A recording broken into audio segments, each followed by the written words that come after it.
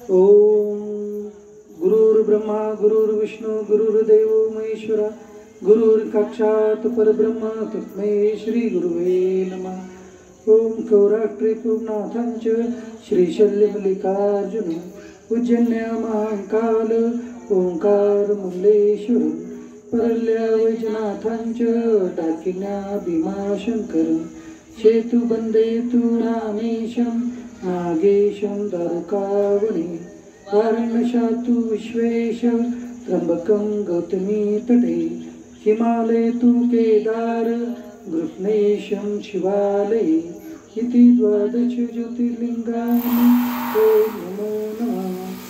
ब्रह्मानन्दं परं सुखदं केवलं ज्ञानमूर्तिं द्वन्द्वातीतं गगनसदृशं तत्त्वमस्यादिलक्ष्यम् एकं नित्यं विमलमचलं निर्वधीकाक्षीभूतं भावातीतं त्रिगुणरहितं सद्गुरुं तं नमामि सद्गुरुं तं नमामि।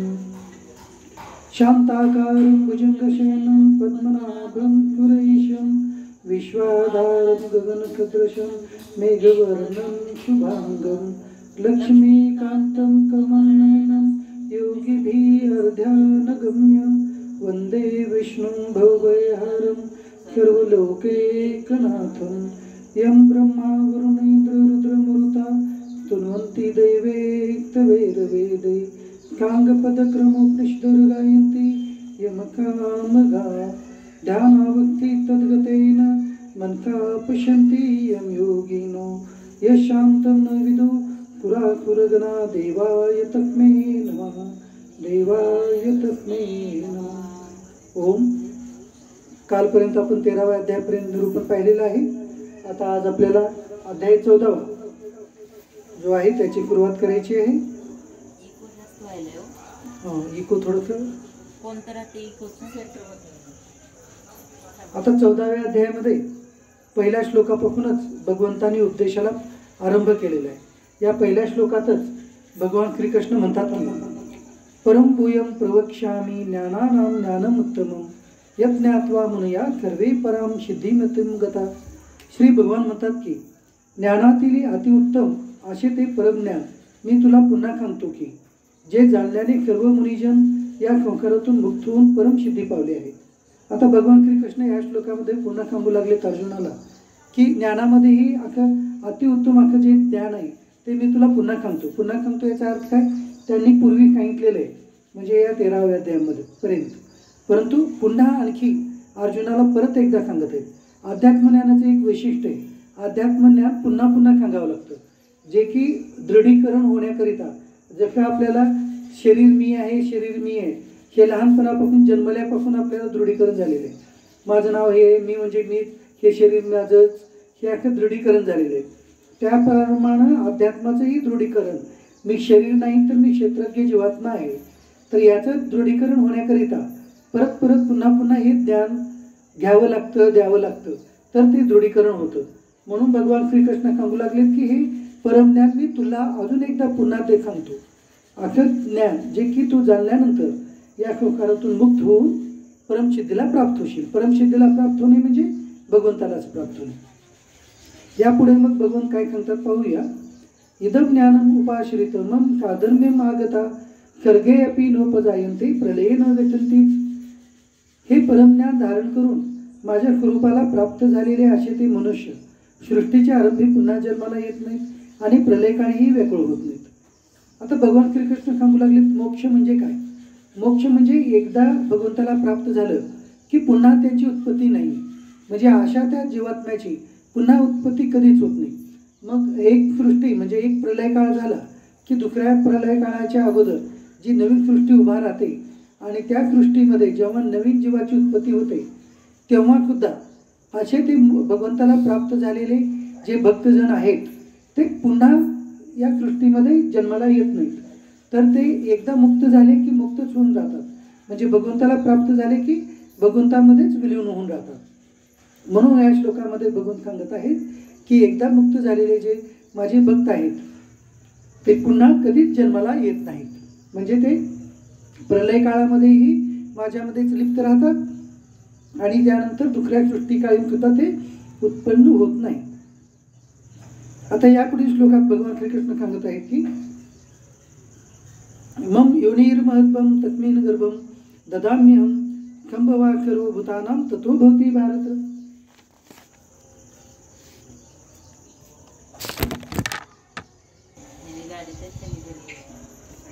मग आता पुढील श्लोकामध्ये भगवान श्रीकृष्ण काय म्हणत आहे ते आपण पाहूया. मम योनिर्महद्भं तस्मिन् गर्भं ददाम्यहं संभवा सर्वभूतानां ततो भवति भारत. हे अर्जुना, माझी महद्ब्रह्मरूप मूळ प्रकृती संपूर्ण भूतांची योनी म्हणजेच गर्भधारण करण्याची स्थान आहे आणि मी त्या योनीच्या ठिकाणी चेतन समुदाय रूप गर्भाची स्थापना करतो. त्या जड चेतनाच्या प्रयोगाने सर्व भूताची उत्पत्ती होते. आता भगवान श्रीकृष्ण सांगू लागले की ह्या जड चेतन पदार्थाची म्हणजे आपल्या सर्व भूतमात्रांची उत्पत्ती कशी होते. प्रकृतीपासून जी आहे, मूळ प्रकृतीपासून ह्या सर्व ब्रह्मांडातील जितके काही शरीर आहेत त्या शरीराची उत्पत्ती होते आणि प्रत्येकांच्या भूतमात्रांच्या शरीरामध्ये जो की जीवात्मा आहे तो मात्र हे पुरुषोत्तम स्वरूप जे भगवंत आहेत त्यांचा अंश म्हणजे क्षेत्रज्ञ जीवात्मा हे आहेत. तर या दोघांच्या संयोगाने पुरुष आणि प्रकृती या संयोगाने संपूर्ण जड चेतन जे संपूर्ण भूतमात्र आहेत त्या सर्वांची उत्पत्ती यांच्यापासूनच होते. सर्व योनिषु कौन्तेय मूर्तया संभवती या ताकाम ब्रह्म महद्यो निरहं बीज प्रदपिता. हे अर्जुना, नाना प्रकारच्या सर्व जातीत जितके शरीरधारी प्राणी उत्पन्न होतात त्या सर्वांचा गर्भधारण करणारी माता प्रकृती आहे आणि बीज स्थापन करणारा मी पिता आहे. आता भगवान हे दुसऱ्या पद्धतीने आपल्याला परत सांगत आहेत. माता म्हणजे माता प्रकृती ही सर्वांची माता आहे, म्हणजे संपूर्ण भूतमात्रांची माता ही माता प्रकृती आहे आणि सर्वांचे पिता म्हणजे कोण आहेत तर स्वतः भगवंत हे स्वतः पिता आहेत. असं हे दुसऱ्या पद्धतीनं या श्लोकामध्ये भगवंतांनी सांगितलेलं आहे. आता यापुढे सांगत आहेत ही प्रकृती माता कशी बनलेली आहे त्याचं वर्णन आता भगवंत या पुढील श्लोकामध्ये करत आहेत. सत्वं रजतम इति गुणा प्रकृती संभवा निबधनंती महाबाहू देहे देहीनमयो. हे अर्जुना, सत्वगुण, रजोगुण आणि तमोगुण हे प्रकृतीपासून उत्पन्न झालेले तिन्ही गुण अविनाशी जीवात्म्याला शरीरात बांधून ठेवतात. आता या श्लोकामध्ये भगवंत सांगत आहेत की प्रकृती उत्पन्न कशी होती. प्रकृती कुणाला म्हणतात?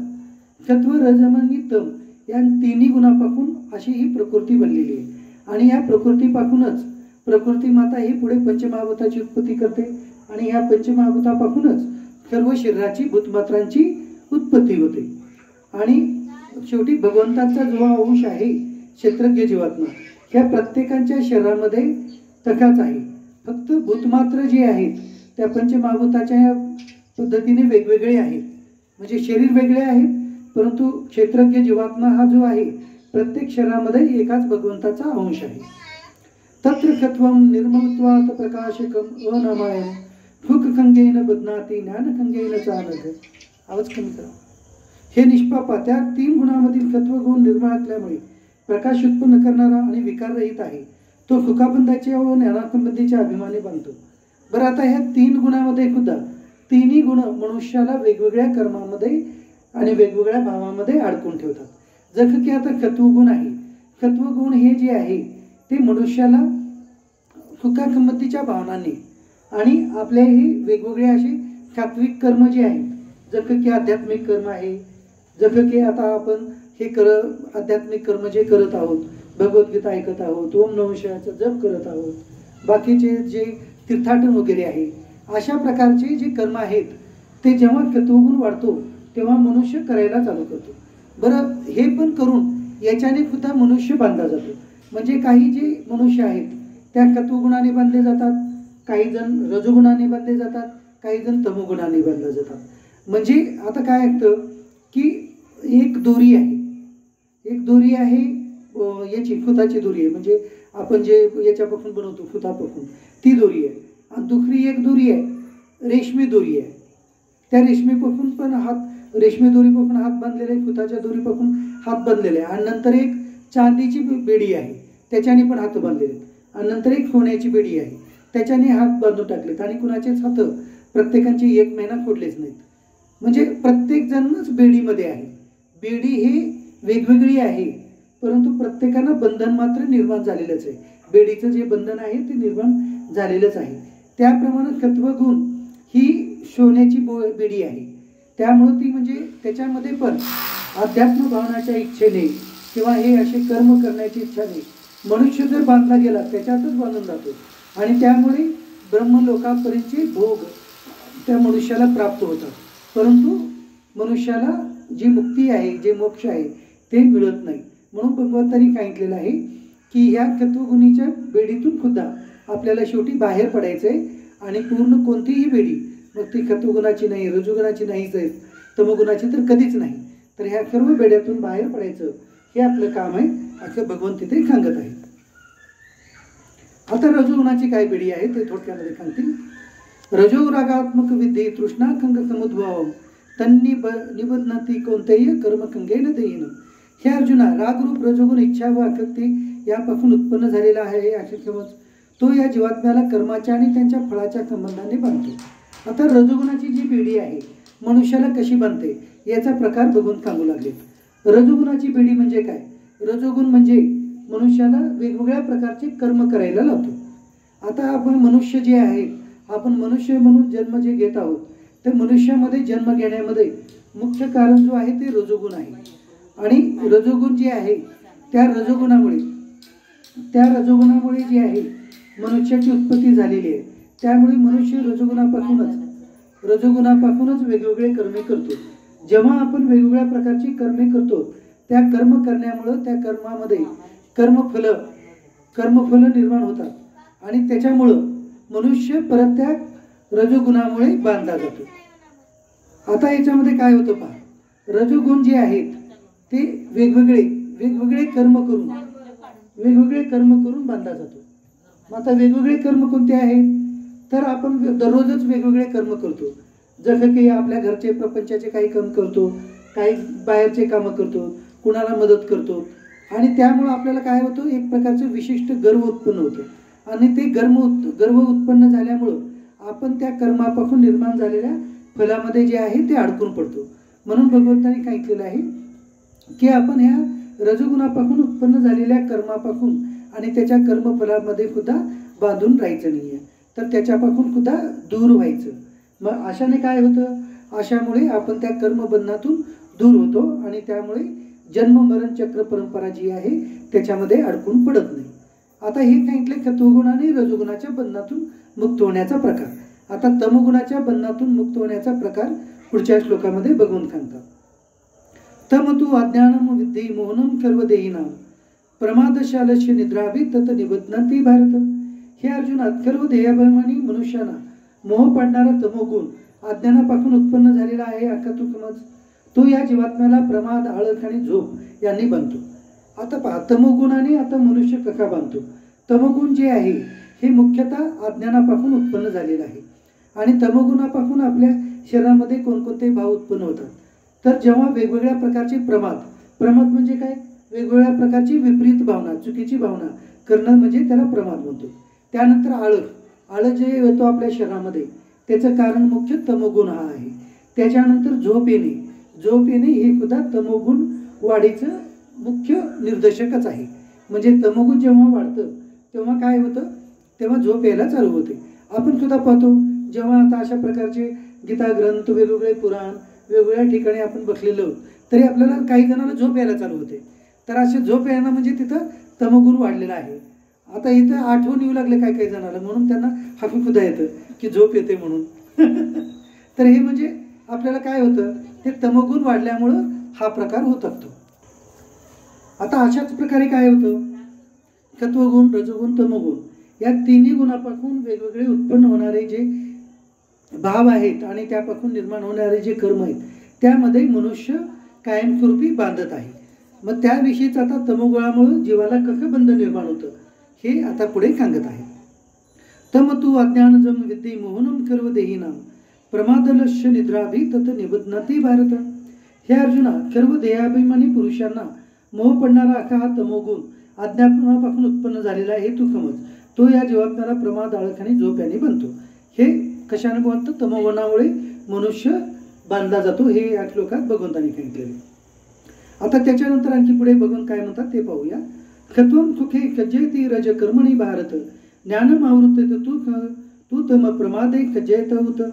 हे अर्जुना, खत्वगुण सुखाला, रजोगुण कर्मांना, तसेच तमगुण ज्ञानाला झाकून प्रमाद करण्यालाही प्रवृत्त करतो. आता पहा काय होतं, खत्वगुण जे आहे, खत्वगुणामुळे आपल्यामध्ये वेगवेगळ्या प्रकारचे सुखकारक भाव आणि आध्यात्मिक भाव निर्माण होतात, परंतु त्यामुळे मनुष्य त्याच्यामध्ये पुन्हा पुन्हा अडकून पडतो. त्याच्यानंतर रजोगुण वाढल्यानं काय होतं, वेगवेगळ्या प्रकारचे कर्म करत त्या कर्मामध्येच मनुष्य अडकून पडतो, म्हणजे पुन्हा रजोगुण सुद्धा वेगवेगळ्या बंधनामध्ये आपल्याला अडकावून टाकतो. आणि तमोगुण काय करतो, तमोगुण जे आहे आपल्या ज्ञानाला जागतो आणि अज्ञानाला प्रगट करतो, आणि अज्ञानाला प्रगट करून त्यामुळं आपल्या ठिकाणी प्रमाद येतो, आळस येतो किंवा झोप येते. त्यामुळे मनुष्य त्या प्रमादरूपी याच्यामध्ये पूर्णपणे अडकून पडतो. मग म्हणजे थोडक्यात काय झालं की खत्वगुण आहे, रजोगुण आहे, तमोगुण आहे, या तिन्ही गुणापैकी कोणता जरी गुणामध्ये मनुष्य अडकून पडला तर त्या गुणामुळे तो त्या कर्मफलामध्ये अडकून पडतो आणि त्यामुळे तो पुन्हा पुन्हा जन्म मरण चक्र याच्यामध्ये अडकून पडतो. म्हणून भगवंतांनी सांगितलेले, तुम्ही कोणत्याही गुणामध्ये अडकून पडू नका. त्या गुणापासून निर्माण झालेले जे कर्म आहेत ते कर्म करून त्या कर्मापासून मिळणाऱ्या कर्मफलापासून तुम्ही अलिप्त राहा, असं भगवंतांनी सांगणं आहे. आणि भगवंत सांगतात की जे अशा प्रकारचे हे कर्म जे आहेत, कर्म करायला कारणीभूत आहेत, ते हे फक्त 3 प्रकारचे गुणच आहेत. म्हणून कोणत्याही कर्म करायला कारण या 3 गुणाला जाणून तुम्ही कर्म फक्त गुणच हे गुणामध्ये वावरत आहेत अशा प्रकारे जाणून त्याच्यापासून अलिप्त राहा, असं भगवंतानं सांगायचं. हे ज्ञानयोगाचा मार्ग आणि कर्मयोगाचा मार्ग आहे. आता यापुढे भगवंत काय म्हणत आहेत ते आपण पाहूया. रजतमच्या अभिभूय खत्वम खत्वम भवते भारत रज खत्वम तम यच यव खत्वम रज तथा. आणि हे अर्जुना, रजोगुण आणि तमोगुण यांना दडपून खत्वगुण वाढतो, खत्वगुण तमोगुणाला दडपून रजोगुण वाढतो, तसेच सत्वगुण व रजोगुणाला दडपून तमोगुण वाढतो. आता पहा, वेगवेगळा गुण म्हणजे काय करतो, जेव्हा खत्वगुण आपल्या शरीरामध्ये वाढतो तेव्हा आपण त्यावेळेला होतंय काय, तर रजोगुण आणि तमोगुण या दोन्ही गुणाला दाबून खत्वगुण वाढू लागतो. आता पहा, आपण इथे येऊन बसलो, भगवद्गीता ऐकू लागलो, तो नमः शिवायचा जप करतो, म्हणजे आपण काय केलेलं आहे, आपण आपले काही कामं बाजूला ठेवलेले आहेत, बरोबर आहे. त्याच्यानंतर महत्त्वाचं आपण आपली झोप, निद्रा, आपला आळस, हे जे आहे आपलं प्रमाद, हे आपण घरी बाजूला ठेवून आलेलो. मग म्हणजे ह्याचा अर्थ काय झाला की रजोगुणापासून वेगवेगळ्या प्रकारचे काम करण्याची प्रवृत्ती जी आहे आपलं ते आहे. तर म्हणजे आपण रजोगुणालाही बांधून टाकलो आणि त्याच्यानंतर तमोगुणालाही दाबून टाकलो, आणि इथं आपण खत्वगुण वाढून इथं ऐकायला बसलेलो. म्हणजे जेव्हा आपण अध्यात्म ज्ञान ग्रहण करतो तेव्हा खत्वगुण वाढल्यानंतरच होतं, आणि त्यावेळेला रजोगुण आणि तमोगुणाला दाबून खत्वगुण वाढतो. म्हणून आपण खत्वगुणाचे कार्य, आध्यात्मिक कार्य हे करू शकतो. आता पहा, आपण कधीतरी वर्ष 2 वर्षाला एकदा कधीतरी तीर्थाटनाला जातो. मग आपण एकदाच कधीतरी जातो या श्रावण महिन्यामध्ये, श्रावण कुमारी वगैरे. तर म्हणजे काय, तर अशा विशिष्ट काळामध्ये जेव्हा आहे त्यावेळेला नैसर्गिकरित्या म्हणजे भगवंतांची जी निसर्गामध्ये कालगणना केलेली आहे त्यानुसार या श्रावण काळामध्ये वगैरे स्वभावताच आपल्या मनुष्यामध्ये खत्वगुण प्रवृत्त म्हणजे जे आहे वृद्धिकारक होतो, आणि त्यामुळे आपण खत्वगुणाचे कार्य सहजासहजी करू शकतो. आता दिवसामध्ये सुद्धा जसं श्रावण महिन्यामध्ये खत्वगुण वाढतो त्याप्रमाणे दिवसाच्या काळामध्ये पण पहाटे 4 वाजल्यापासून ते सकाळी जवळपास 7 वाजेपर्यंत खत्वगुणाचा वाढीचा काळ आहे. म्हणून या काळामध्ये जे आहेत ते वेगवेगळ्या प्रकारचे पूर्वापारपासून आपण देवपूजा करतो, लिंगपूजा आहे, वेगवेगळ्या प्रकारचे भगवंतांची देवपूजा हे घरी जाऊन करणं किंवा मंदिरात करणं असे करतो. म्हणजे हा सकाळचा कालावधी जो आहे. दुपारचा काळ हा जो आहे रजोगुणाचा कालावधी असतो, आणि त्याच्यानंतर संध्याकाळपासून चालू झाला की तो रात्रीपर्यंत, पूर्ण रात्रीच्या 3 वाजेपर्यंत, पहाटे म्हणजे रात्री 8 वाजता चालू होतो ते पहाटे 3 वाजेपर्यंत जो आहे तो तमोगुणाचा काळ आहे. त्यामध्ये नैसर्गिकरित्या झोप येते आणि तमोगुणाचे आपल्याला वृद्धी होते. अशा प्रकारे जे आहे ते प्रत्येक गुणाचा एक वृद्धीचा काळ सांगितलेला आहे. तर म्हणजे दिवसामध्ये पण आहे, त्याचप्रमाणे महिन्यामध्ये पण आहे. मग आता हा जो श्रावण महिना आहे, श्रावण महिन्यामध्ये नैसर्गिकरित्या भगवंताच्या कालगणनेप्रमाणे खत्वगुणाचा काल आणि त्याचं वृद्धी काळ ठरलेला आहे. म्हणून ह्याच्यामध्ये खत्वगुण कारक वृद्धिकारक असे घटक जे की आध्यात्मिक ज्ञान ग्रहण करणं, तीर्थाटन करणं असे मनुष्य आपोआप करायला लागतो. हे मुख्य कारण आहे याच्यामध्ये. मग म्हणून काय होतं, रजोगुण आणि तमोगुणाला दाबून खत्वगुण असे कार्य करायला होतो. त्याच्यानंतर रजोगुणाचं कार्य जे आहे म्हणजे आपण वेगवेगळ्या प्रकारचे काम करतो. आपले प्रापंचिक कामे, बाहेरचे कामे आपण करायला लागतो. मग ते करत असताना काय होतं बघा, आपण जेव्हा बाहेरचे आपले प्रपंचाचे कामं किंवा आपला अर्थार्जन म्हणजे पैसे कमवण्याचा किंवा वेगवेगळ्या काहीतरी काम करणं, त्याच्या वेळेला काय होतो, आपण खरं फक्त ते काम करत असताना आपलं बाकीचं कशाचं मध्ये मन लागत नाही. म्हणजे झोप तर येत नाही, आळस पण नाही राहत. आणि त्याच्यानंतर आध्यात्मिक सुद्धा काही भगवंताचं नाव घ्यावं किंवा आपल्याला ज्ञान ग्रहण करावं किंवा कुठंतरी तीर्थाटन करावं अशी जायची इच्छा पण होत नाही. म्हणजे त्यावेळेला काय होतो, त्यावेळेला रजोगुण जे आहे तर खत्वगुण आणि तमोगुणाला दाबून रजोगुण आपलं कार्य करतो. म्हणजे अशा प्रकारे रजोगुण तमोगुण आणि खत्वगुणाला दाबून आपलं स्वतःचं काम करतो. त्याच्यानंतर पहा, तमोगुण जेव्हा वाढतो तेव्हा काय होतं, आपल्याला रात्री विशेषतः 9 वाजताच्या पुढे झोप यायला हळूहळू चालू होते. त्यावेळेला मग आपल्याला कोणते बाहेरचे कोणते काम करण्याची इच्छा राहत नाही आहे. त्याच्यानंतर भगवंताचं नाव घ्यायची इच्छा राहत नाही, कुठलं ज्ञान ग्रहण करायची इच्छा होत नाही. 8-8:30 वाजले की आपापल्या आपल्या घरी जावं वाटतं, नाही खरं की काय ते, कारण तमोगुण वृद्धी काळ आहे तो. तर त्यामुळे तमोगुणा वृद्धी काळामध्ये काय होतं तर ते खत्वगुणाला आणि रजोगुणाला दाबून तमोगुण वाढतो. त्यामुळं तमोगुणाचे कार्य आपण नैसर्गिकरित्या करू शकतो. अशा प्रकारे एक गुण दुसऱ्या 2 गुणाला दाबून आपापले काम करत राहतो.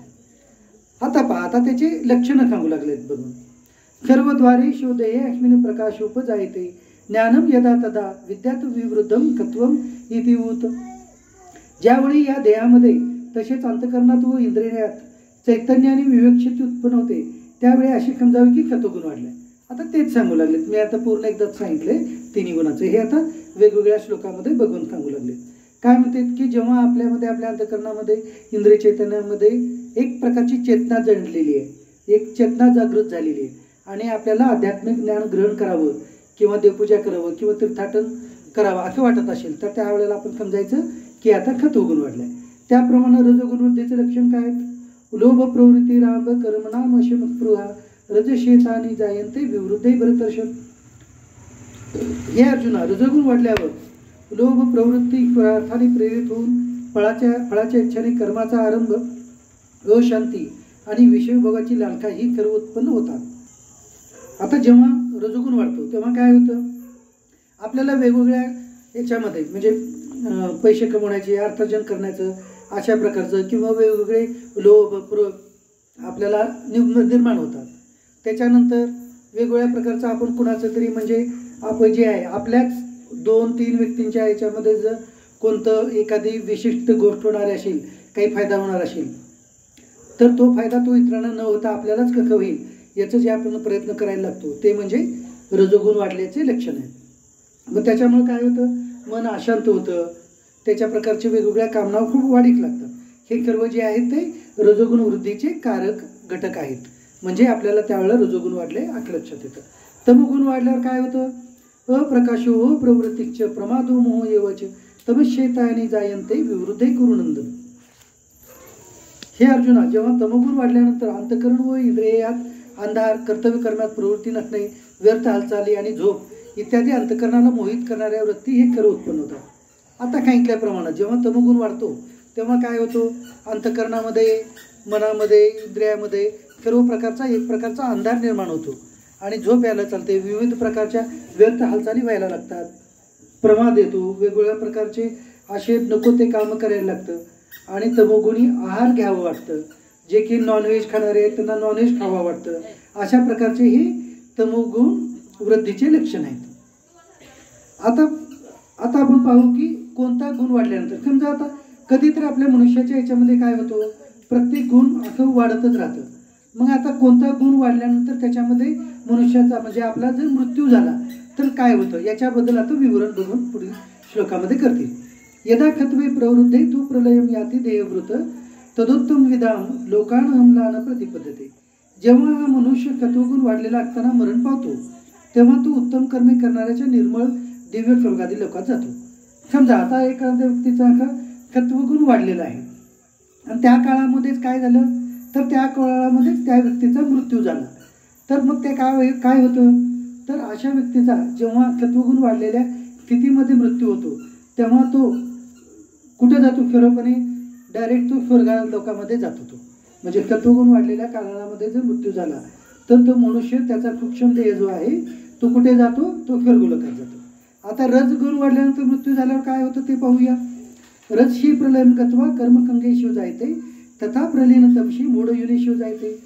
रजगुण वाढलेला असता मरण पावल्यास कर्माची आसक्ती आखणाऱ्या मनुष्यात जन्मतो. तसेच तमगुण वाढला असता मेलेला माणूस किडा पशु पक्षी इत्यादी मूढ जातीत जन्मतो. आता रजोगुण वाढल्यानंतर जर मनुष्याचा मृत्यू झाला तर आखा जो मनुष्य आहे तो पुन्हा मनुष्य योनीतच जन्म घेतो. म्हणजे तो पुन्हा मनुष्यच होतो. पण तो तमगुण वाढलेला आहे. म्हणजे आता आपण काही वेळेला ऐकण्यात येतं आपल्याला आपण म्हणतो हा म्हणे मनुष्य होता तो झोपेतच मेला. झोपेत मेला म्हणजे चांगलं झालं आपल्याला असं वाटतं परंतु ते खरं पाहता चांगलं नाही आहे. कारण झोपेमध्ये मेला म्हणजे तो तमोगुण वाढलेल्या अवस्थेत मेला. तर आखा मनुष्य पुन्हा कीटक पशु पक्षी वनस्पती अशा योनीमध्ये तो पुन्हा जन्म घेत असतो. म्हणजे आपल्याला वाटतं की त्याला काही त्रास झाला नाही परंतु तो मेला परंतु तो पुन्हा अध योनीमध्ये तो जन्म घेत असतो.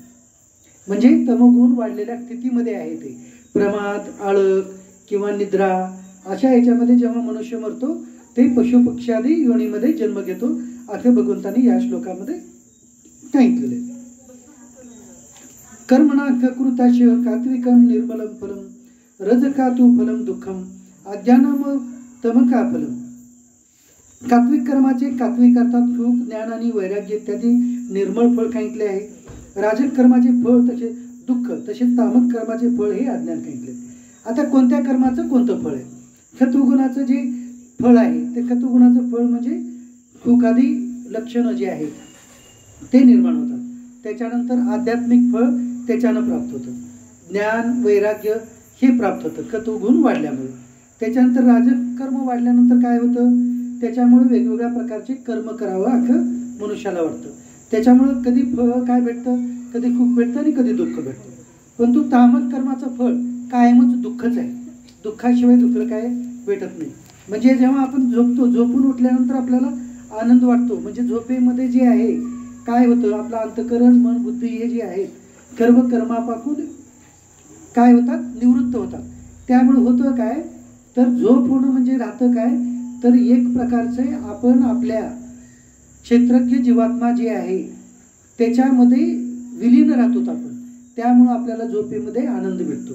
म्हणजे तो आनंद जो आहे तो त्या मन शांत झाल्यामुळं नाही तर आपण त्या क्षेत्रज्ञ जीवात्म्यामध्ये विलीन झालेलं राहतो 7 8 तास 5 तास. त्यामुळे आपल्याला त्या आनंदाची प्राप्ती होते. म्हणजे त्या आनंदाची प्राप्ती कशामुळे होते तर त्या भगवंताच्या अंशापासून आपल्याला ते आनंदाची प्राप्ती होत असते. सत्वात खज्जायते ज्ञानम रजकालो यवच प्रमाद मोह तमको भवतो अज्ञानमेवच. सत्वगुणापासून ज्ञान उत्पन्न होते. रजगुणापासून निकंशय लोभ आणि तमोगुणापासून प्रमाद आणि मोह उत्पन्न होतात आणि अज्ञान उत्पन्न होते. आता पुन्हा सांगू लागलेत सत्वगुणापासून जे आहे ते आपल्याला ज्ञान उत्पन्न होतं. रजगुणापासून वेगवेगळ्या प्रकारचे लोभ उत्पन्न होतात आणि तमोगुणापासून जे आहे ते प्रमाद मोह आणि अज्ञान सुद्धा उत्पन्न होतात. ऊर्ध्वगच्छति कत्वता मध्ये तिष्ठती राजका जगंड गणवृत्तिकता अधोगच्छति तामका. सत्वगुणात असलेले मनुष्य स्वर्गादी उच्च लोकांना जातात.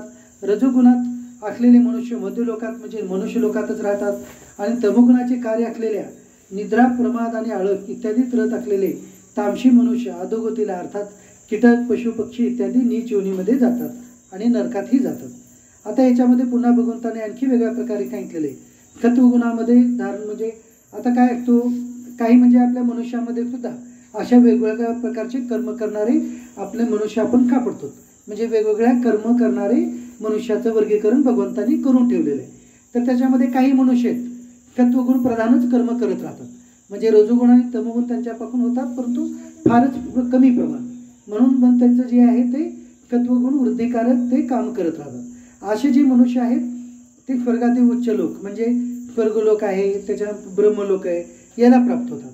आणि रजोगुण वृद्धिकारक जे रजोगुणांचे कार्य करणारे आहेत अशा प्रकारचे जे मनुष्य आहेत ते मात्र काय करतात, ते मृत्यूनंतर मात्र पुन्हा या मनुष्य जन्मामध्येच प्राप्त होतात. परंतु जे कायमस्वरूपी तमोगुण वृद्धिकारक असे जर कार्य करणारे मनुष्य असतील तर ते पुन्हा कुठं जातात, तर पुन्हा ते आदो योनीमध्ये, म्हणजे ह्या पशुपक्षीच्या योनीमध्ये, वनस्पतीच्या योनीमध्येच ते जन्म घेतात. अख्या भगवंताने एक मुख्यतः 3 प्रकारचं, सत्वगुणी लोकांचं, रजोगुणी लोकांचं आणि तमोगुणी लोकांचं वर्गीकरण करून ठेवलेलं आहे. म्हणजे आपण कर्म करणारे जे लोक आहोत ह्या तिन्हीपैकी एकेकाच प्रकारचे कर्म करणारे, आणि आता मुख्य प्रकारचं कर्म जे जास्त प्रकारचे कर्म करणारे आहेत त्यांना त्या गुणी लोकांचं म्हणजे सत्वगुणी किंवा रजोगुणी किंवा तमोगुणी असं भगवाननी सांगितलेलं आहे. आता पुढे भगवान काय म्हणतात, नान्यम गुणेभ्या कर्तारम यदा द्रष्टानुपश्यती गुणेपेक्षा परम व्यक्ती मद्भावम क्वाधिगच्छति. ज्यावेळी द्रष्टा तिन्ही गुणाशिवाय दुसरा कोणीही करता नाही असे पाहतो आणि तिन्ही गुणांच्या अत्यंत पलीकडे असणाऱ्या कच्चिदानंद घनस्वरूप मला परमात्म्याला तत्वता जाणतो, त्यावेळी तो माझ्या स्वरूपाला प्राप्त होतो. आता भगवान श्रीकृष्ण काय म्हणू लागले त्या श्लोकामध्ये की जेव्हा द्रष्टा म्हणजे आखा तो क्षेत्रज्ञ जीवात्मा जो आहे, जेव्हा असं पाहतो की ह्या शरीराद्वारे जे कर्म होणारे आहेत ते कर्म होणारे फक्त या 3 गुणापासूनच, त्या 3 गुणाच्या वृद्धीपासूनच होत आहेत. म्हणून हे कर्म करायला कारणीभूत असे हे 3 गुण आणि पंचमहाभूत आणि पंचमहाभूतापासून बनलेलं हे शरीर, अंतःकरण, मन, बुद्धीच आहे. तर प्रत्यक्ष भगवंताचा अंश क्षेत्रज्ञ जीवात्मा नाही. आता तो मनुष्य जेव्हा ज्ञान करून घेतो तेव्हा तो भगवंतालाच प्राप्त होतो. गुणान येता नाती त्रीन देही देह समुद्वान जन्म मृत्यू जरा दुःखे विमुक्ता अमृतमश्नुते. हा मनुष्य शरीराचे उत्पन्न कारण असलेल्या या तिन्ही गुणांना उल्लंघून जन्म मृत्यू वार्धक्य आणि सर्व प्रकारच्या दुःखापासून मुक्त होऊन परमानंदाला प्राप्त होतो. असा जो मनुष्य आहे कर्मयोगाने भगवंताला जाणून भगवंतासाठीच कर्म केलेला आहे, भक्तियोगानं जाणून सर्व भक्तासाठीच कर्म केलेलं आहे, ज्ञानयोगानं जे आहे सर्व गुणच गुणाने प्रवृत्त होऊन कार्य करतात असं जाणून त्या प्रकारे कार्य करतो, ध्यानयोगानं भगवंताचं ध्यान करतो. अशी जी भक्त आहेत ते काय होतात, तर हे जन्म आहे, मृत्यू आहे, वृद्धावस्था आहे, ह्या सर्वाला पूर्ण उल्लंघून जाऊन ते प्रत्यक्ष भगवंतालाच प्राप्त होतात असं या श्लोकामध्ये भगवंतांनी सांगितले. आता अर्जुन काही गुणातीत मनुष्याविषयी, म्हणजे आखा जे मनुष्य आहे गुणाच्या पलीकडे गेलेला, त्या मनुष्याची लक्षणं विचारतात. ते आता आपण पाहूया. अर्जुन उवाच कैलिंगे त्रीन गुणान येताना अति तो भवती प्रभो किमाचार कथम चेतनान त्रीन गुणान अति वर्तते.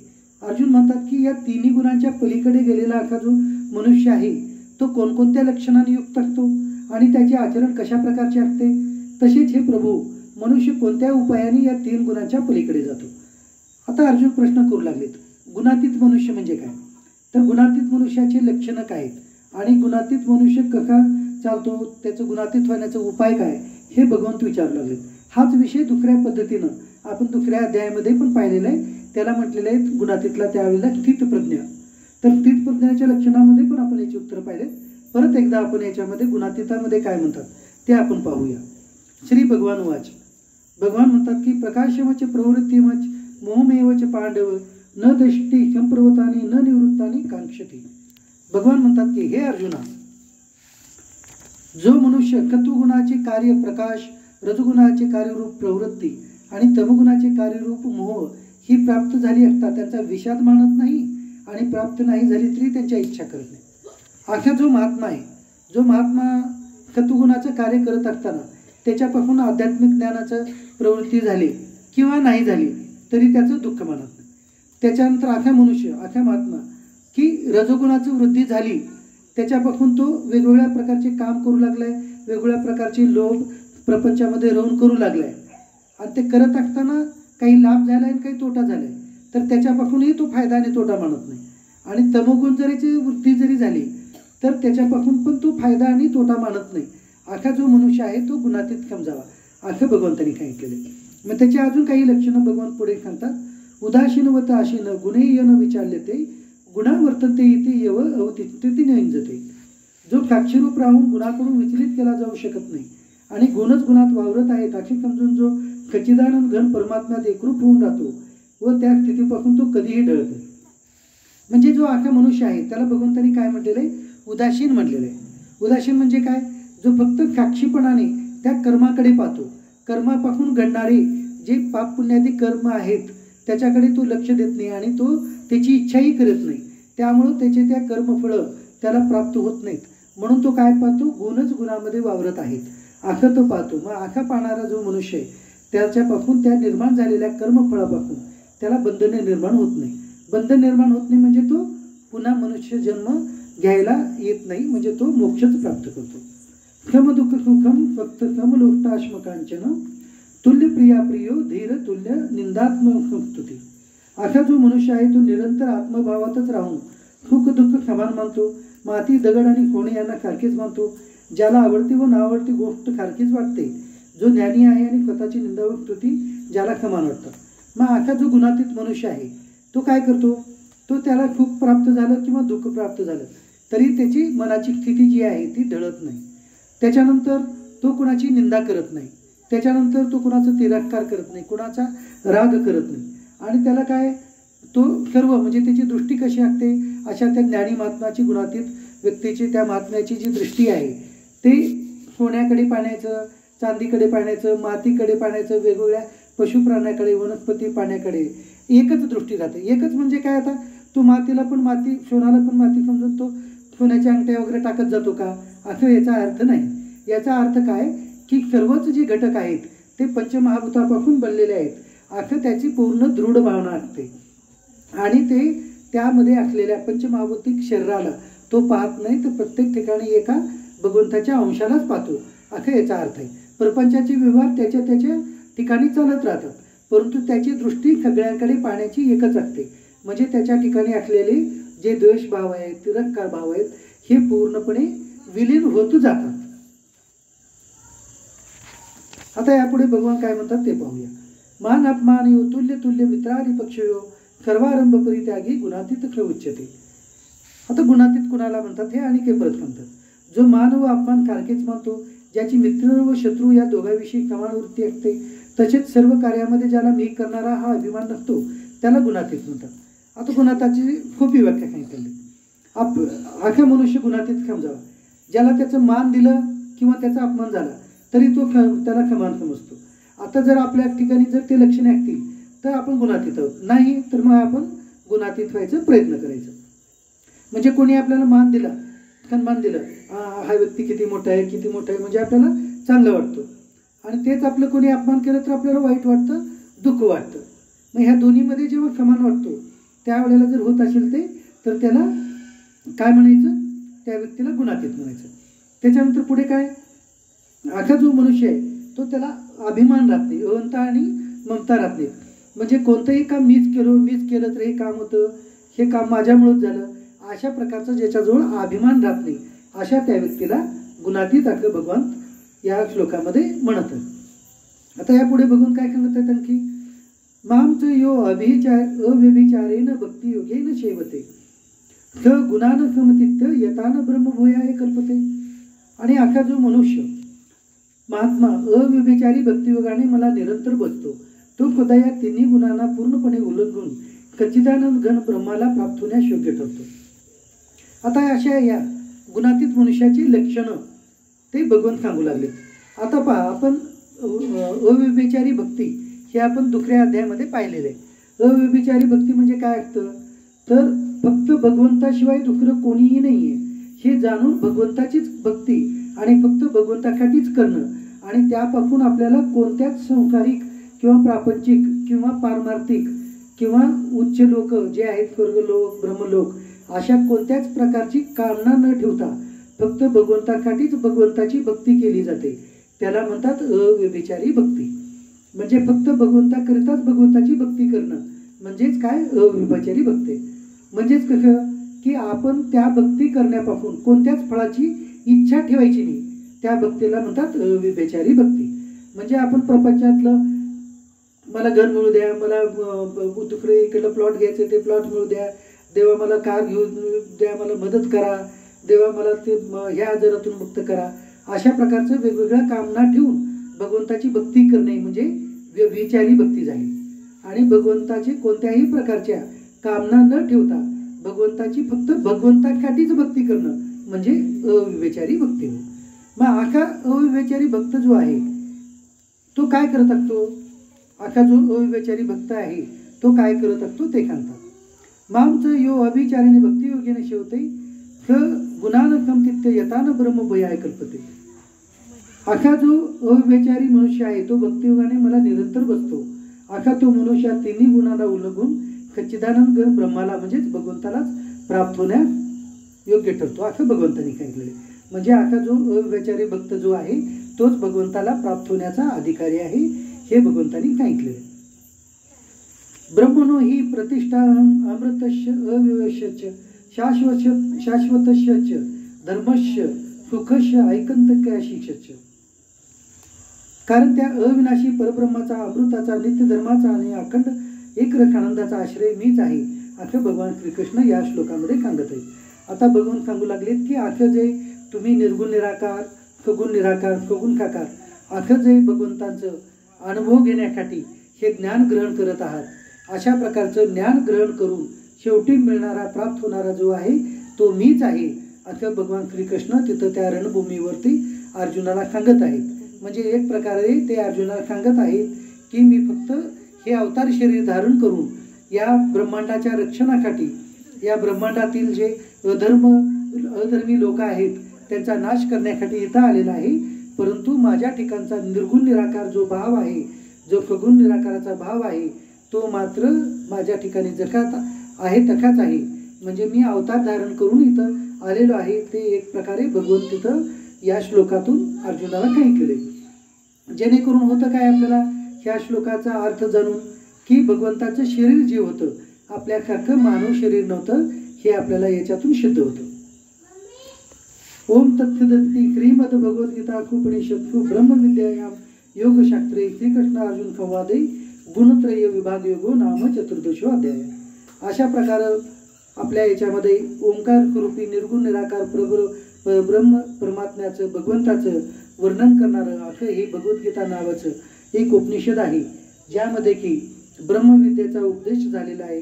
यामध्ये अनेक योग मार्ग सांगितलेले आहेत आणि हे जे योग मार्ग आहेत ते भगवान श्रीकृष्ण आणि अर्जुन यांच्या संवादामधून उत्पन्न झालेलं असं हे उपनिषद आहे भगवद्गीता नावाचं।